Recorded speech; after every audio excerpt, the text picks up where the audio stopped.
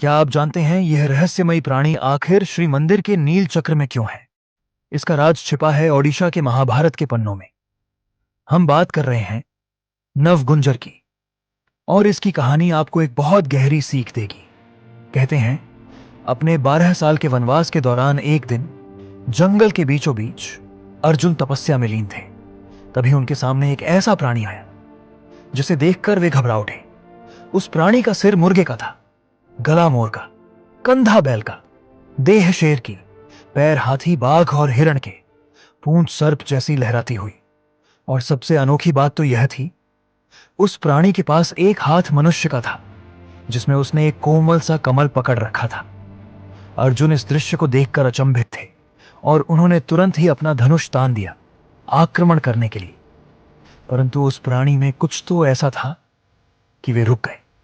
और उस क्षण में अर्जुन समझ गए, यह कोई सामान्य प्राणी नहीं, यह माधव का रूप है। यह था नवगुंजर, विष्णु जी का एक अलौकिक रूप। एक ही शरीर में 9 अलग जीव, जैसे प्रकृति की हर शक्ति उसमें बसी हो। परंतु अर्जुन इस मुलाकात का कारण नहीं समझ पाए।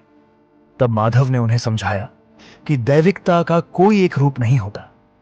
रंग, गुण, प्रकृति सब एक दैव्य एकता का हिस्सा है। इंसान को दिव्यता किसी भी रूप में मिल सकती है, वे हर जगह है। और कई बार वह रूप जिसे मनुष्य सोच भी नहीं सकता, उस स्वरूप में भी दैविकता की झलक होती है। और यही तो ओडिशा की खूबसूरती है, जहां स्वयं प्रभु एक नहीं, अनेक रूप में मिलते हैं। इसीलिए श्री मंदिर के नील चक्र पर 8 नवगुंजर खड़े हैं, मंदिर की रक्षा करते हुए और हमें याद दिलाते हुए कि ईश्वर हर रूप में व्याप्त है। भारत से जुड़ी और कहानियों के लिए फॉलो करें